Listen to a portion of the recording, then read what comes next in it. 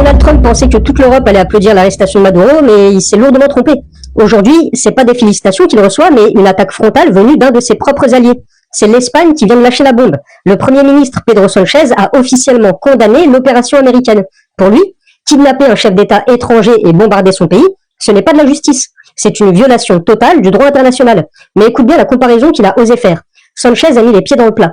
Il dit que ce qui se passe au Venezuela est aussi grave que les souffrances en Palestine ou en Ukraine. En gros, il dit aux Américains, vous ne pouvez pas dénoncer l'invasion russe d'un côté et envahir le Venezuela de l'autre. C'est une claque diplomatique monumentale et ça met la France dans une position très inconfortable. Parce que pendant que l'Espagne dit non, Emmanuel Macron, lui, a soutenu l'opération. Ce qui lui vaut des critiques féroces même chez lui. Dominique de Villepin parle de faute grave. L'Europe est coupée en deux. D'un côté, ceux qui suivent aveuglément les États-Unis, de l'autre, ceux qui rappellent qu'on ne peut pas choisir quand respecter la loi. L'Espagne est-elle la dernière voie courageuse en Europe, ou est-ce qu'elle défend l'indéfendable? Une chose est sûre, l'unité de l'Occident vient encore un peu plus d'exploser en vol.